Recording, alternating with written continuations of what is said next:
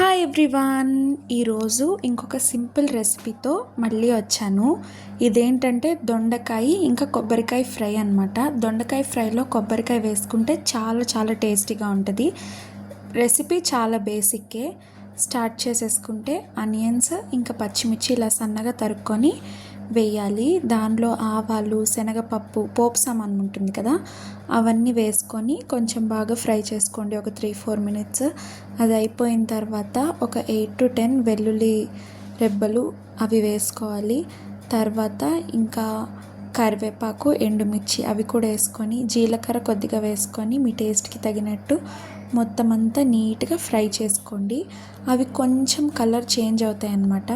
అప్పటి వరకు వేసుకోండి. తర్వాత కాసేపు ఇంక అట్లా ఉంచేయాలి.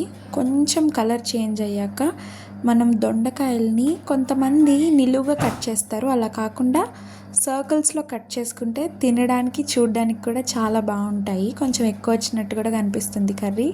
ఇట్లా సర్కిల్స్లో కట్ చేసుకోండి నీట్గా.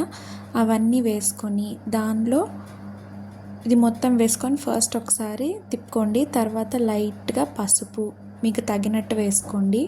తర్వాత సాల్ట్ కూడా మీ టేస్ట్కి తగ్గట్టు. దీనిలో ఇంకా కారం వేయాల్సిన అవసరం లేదు, ఎందుకంటే ఆల్రెడీ పచ్చిమిర్చి, ఎండుమిర్చి అవన్నీ వేసాం కదా, సో కారం సరిపోతుంది. ఇదంతా మంచిగా ఒకసారి కలుపుకోవాలి, ఎందుకంటే అవన్నీ మొత్తం పట్టాలి కదా. పట్టించి సిమ్లోను హై ఫ్లేమ్లోను అడ్జస్ట్ చేసుకుంటా లిడ్ పెట్టేసి కుక్ చేసుకోవాలి. దీనిలో ఏంటంటే కొబ్బరికాయ ఇట్లా కలర్ చేంజ్ వస్తుంది కదా, కొబ్బరికాయ ముందే వేసేయకూడదు. వేస్తే ఏమవుతుందంటే అది త్వరగా కుక్ అయిపోయి మాడిపోతుంది మొత్తం కర్రీ. సో ఫస్ట్ దొండకాయ బాగా అయిన తర్వాత లాస్ట్లో కొబ్బరి తురుము వేసుకోవాలి. వేసుకొని ఒక 5 to 10 మినిట్స్ ఉంటే అంతే, వేడిగా దొండకాయ కొబ్బరికాయ ఫ్రై రెడీ.